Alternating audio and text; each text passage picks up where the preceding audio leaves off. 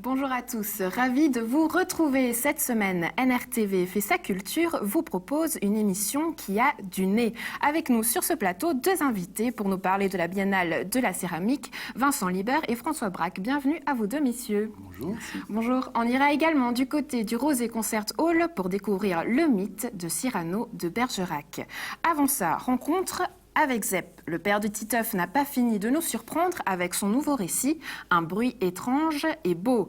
Le dessinateur star nous invite au silence avec l'histoire d'un moine chartreux, une histoire sur laquelle nous sommes revenus avec son auteur. Zep, merci d'être avec nous. Merci à vous. On va parler du nouvel ouvrage, Un bruit étrange et beau. Qu'est-ce que vous avez voulu mettre en scène ? Ça fait 20 ans que j'ai cette idée en tête de raconter l'histoire d'un moine parce que je suis assez fasciné par ces gens qui décident à un moment de s'extraire du monde et d'aller se cloîtrer, de dire ça y est, je quitte le monde et je vais vivre à l'extérieur. Je pense que c'est quelque chose qui fait aussi écho à ma propre vie, parce que de faire de la bande dessinée, au final, moi j'ai choisi que j'allais m'enfermer dans une chambre et dessiner toute ma vie.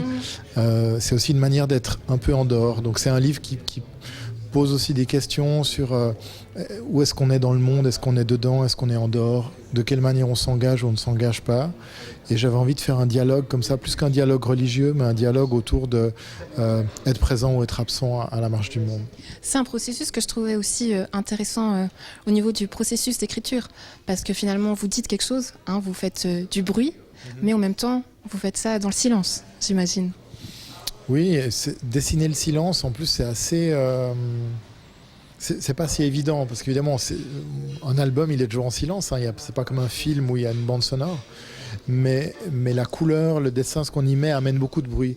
Donc il fallait aussi symboliser le passage du monde du silence, entre guillemets, parce que c'est jamais complètement silencieux, même dans un monastère, au monde du bruit, au monde des odeurs. Tout à coup, il redécouvre beaucoup de choses qu'il a perdu de vue. C'est quelqu'un qui vit depuis 25 ans dans un monde dans lequel il n'y a pas de femmes. Du coup, il arrive en ville, donc il voit des femmes, il sent les parfums, les odeurs de nourriture aussi. Justement, c'est un silence qu'on voit dans la BD, parce que vous laissez des vignettes entières vides, sans dialogue. Est-ce que finalement, le dessin permet de parler outre, sans y mettre des mots ? J'espère, ouais. Je pense que c'est vraiment la particularité de la bande dessinée, c'est qu'on est dans un... On fait pas du cinéma, c'est pas du livre, c'est pas de la peinture. On a du temps, on raconte quelque chose avec plusieurs images. Et parfois, justement, avec le dessin, on devrait pouvoir tout raconter. Est-ce que le dessin, il passe de l'œil au crayon ou directement de la tête au crayon ? Comment est-ce que vous faites ? Alors, idéalement, la plupart du temps, dans mon cas, il passe de la tête au crayon. C'est ce qui est idéal d'ailleurs. On essaye de perdre le moins de matière pendant le transport. Ça aussi, c'est une particularité de la bande dessinée, c'est que par rapport au théâtre, au cinéma, à la mise en scène, on n'a pas la confrontation avec d'autres. L'idée va directement à la main, on la dessine et normalement on a quelque chose d'assez pur. Là, dans le cadre de cet album, qui est avec un dessin beaucoup plus réaliste que ce que je pratique d'habitude, j'ai besoin quand même d'observer et d'avoir de la documentation. Donc je suis allé beaucoup dessiner sur place. J'ai fait poser aussi des camarades et des comédiens pour avoir le jeu de mes personnages. Donc le moine existe vraiment ? Le moine, alors en l'occurrence c'est pas un moine, mais c'est un ami. Et j'ai loué une bure et je l'ai promené avec une bure. Mais j'ai besoin d'avoir ça. Et c'est aussi pour moi une manière de continuer à travailler mon dessin, à continuer à le faire évoluer. Et à l'avenir, qu'est-ce que vous allez faire ? De la bande dessinée, je continue. Là, j'ai un autre album qui sort en novembre, qui a une expérience un peu différente. Depuis 2 ans, je fais un blog sur le site dumonde.fr, qui est plutôt un blog qui réagit à l'actualité, mais de manière parfois très décalée. Donc c'est le livre de la compilation de ce blog. Ça s'appelle What a Wonderful World. Plutôt du dessin de presse. Plutôt lié à l'actu, ouais. C'est pas vraiment du dessin de presse, parce que c'est de la bande dessinée quand même. Et parfois, je vais raconter, quand l'actu ne m'inspire pas, je vais raconter quelque chose de complètement périphérique. Et puis là, j'ai recommencé depuis 10 jours, j'ai recommencé un album de Titeuf. Donc, Ah voilà, la question allait venir. Où est Titeuf? il arrive, il commence comme ça, le livre est en train de prendre forme. On voit que c'est un bébé, hein. Les yeux du papa s'émerveillent. Ouais, mais il me manque si je l'utilise, si je peux pas l'avoir pendant un moment. Et en même temps, c'est un personnage suffisamment fort dans ma vie pour que, malgré le fait que je serais pas capable de refaire les albums que j'ai fait il y a 25 ans, c'est plus moi, mais pourtant je suis toujours Titeuf et je peux raconter des histoires avec lui. C'est toujours des albums de Titeuf, mais évidemment qui sont, il m'a emmené ailleurs et moi je l'emmène ailleurs aussi.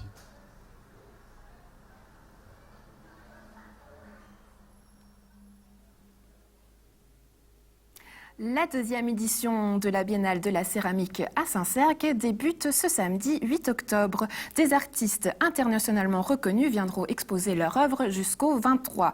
On a dit sur le plateau François Braque, fondateur et président de l'événement, et puis à droite Vincent Libert, conservateur du château de Nyon. Messieurs, vous êtes là pour parler évidemment de l'événement. On va d'abord donner la parole à François.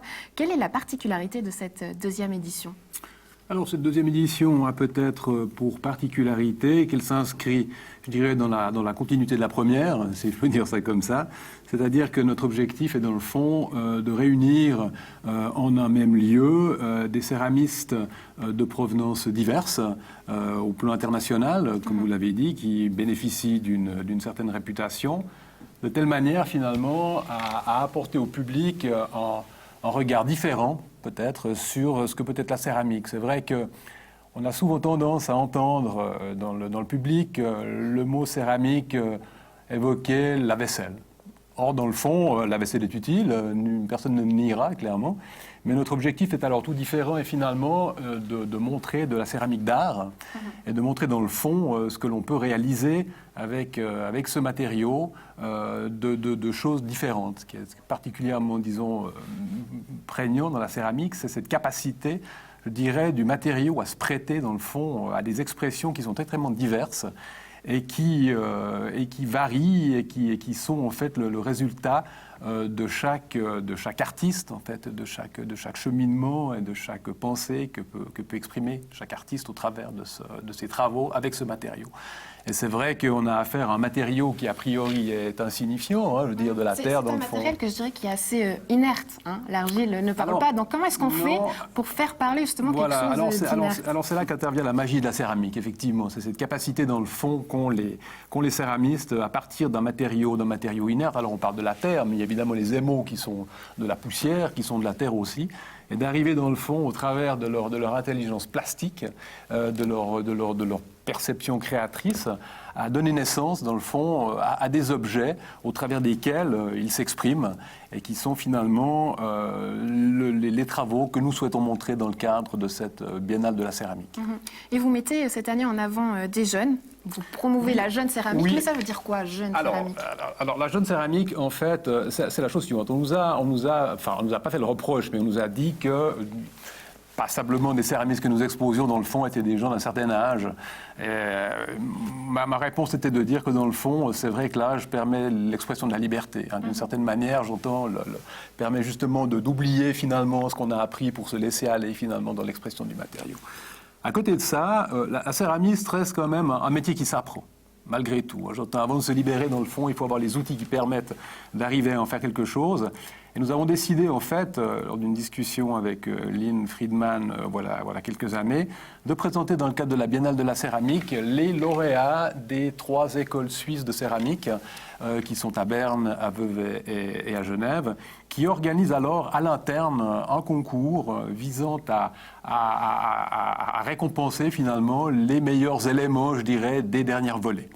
Et en fait, nous allons exposer cette année 6 jeunes céramistes qui sont en fait récipiendaires de CFC, donc de certificat fédéral de capacité, et qui vont montrer dans le fond ce qu'ils sont capables de faire et ce qu'on apprend aujourd'hui aux étudiants dans les écoles de céramique. Et cette exposition plateforme, puisque c'est son nom qui est véhiculé du reste par Swiss Ceramics, qui est l'organe fêtier des céramistes suisses, bien permet dans le fond de mesurer, je dirais, quel est l'état en fait de la la création céramique, de la jeune création céramique en Suisse aujourd'hui, et de la confronter, ce qui est intéressant du reste, alors avec les autres travaux que nous pouvons montrer, qui sont non seulement suisses, mais en l'occurrence japonais, américains, allemands, britanniques, espagnols, français, enfin voilà.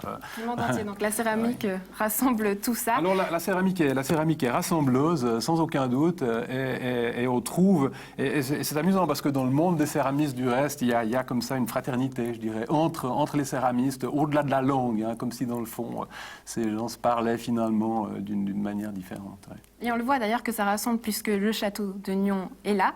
Et vous mettez en avant, vous, de votre côté, Chapala. Un Chapala, un artiste de la région, je crois. Enfin, je crois, c'est sûr. Est-ce que vous pouvez d'ailleurs nous refaire son petit parcours?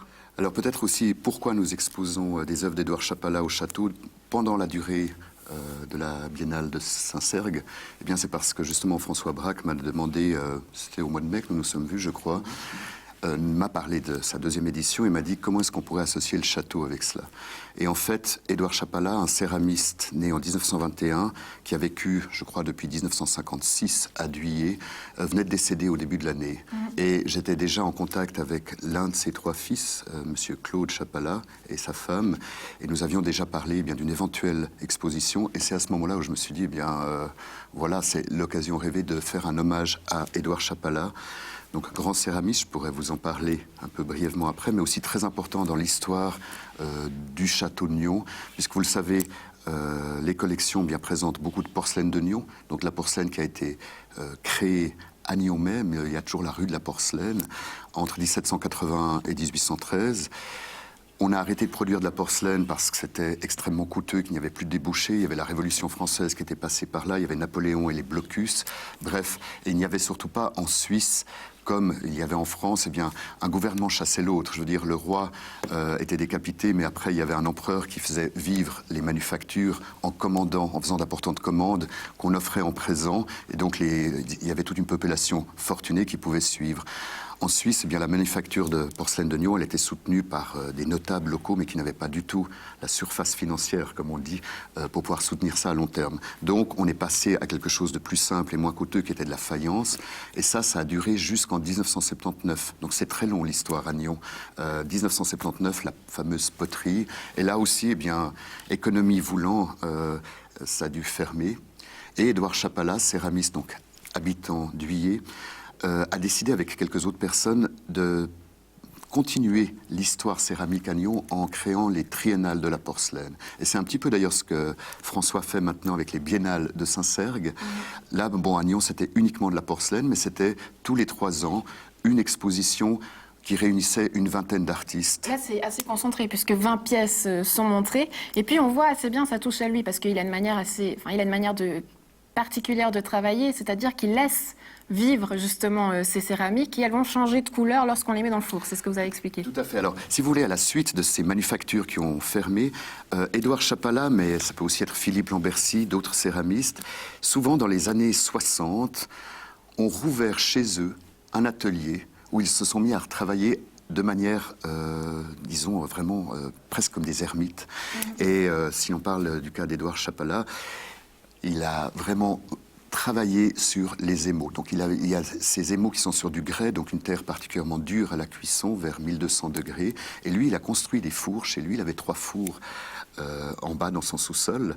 Et il a travaillé inlassablement à découvrir de nouveaux émaux et des techniques assez incroyables. On en parlait tout à l'heure avec François Braque en venant. Justement. Et on le voit dans l'exposition, puisqu'il y a des petites miniatures qui sont là pour montrer justement comment est-ce qu'il travaillait sur ces couleurs et ces matériaux. Tout à fait. Alors au lieu de faire des grandes pièces tournées, j'ai une photographie que j'aime beaucoup de lui, qu'il représente sur son four de potier. Je trouve que c'est très émouvant. Et on voit vraiment l'art du potier. Et alors, il faisait aussi des petits essais, simplement pour découvrir des émaux différents. Et alors, il avait des choses assez fantastiques. C'est un carnet de recettes ou c'est un journal de bord où il notait constamment, essayer avec telle cuisson, tel émail, tel mélange, etc., pour pouvoir reprendre les pièces. Et naturellement, la céramique orientale l'a influencé au début, même si elle devient tout à fait occidentale entre ses mains, on peut vraiment le dire. On voit que c'est un sujet sur lequel il y a beaucoup à dire, donc vous, à la maison, n'hésitez pas à y aller du 8 au 23 octobre à Saint-Sergue ou au château de Nyon. On passe maintenant à Cyrano de Bergerac, l'une des pièces les plus populaires du théâtre français et la plus célèbre de son auteur, Edmond Rostand. Une pièce difficile qui sublime le rôle de Cyrano. Nous étions au Rosé Concert Hall pour voir cette adaptation. C'est un roc, c'est un pic, c'est un cap, que dis-je, c'est un cap, c'est une péninsule. Avec Cyrano de Bergerac, œuvre et personnage mythique, Edmond Rostand écrivait l'une des plus belles histoires d'amour et de sacrifice. Au Rosé Concert Hall, c'est un Cyrano de troupe qui a été présenté par la compagnie du Grenier de Babouchka. Cette pièce, elle parle quand même à beaucoup de gens, même, enfin, sans avoir vécu vraiment.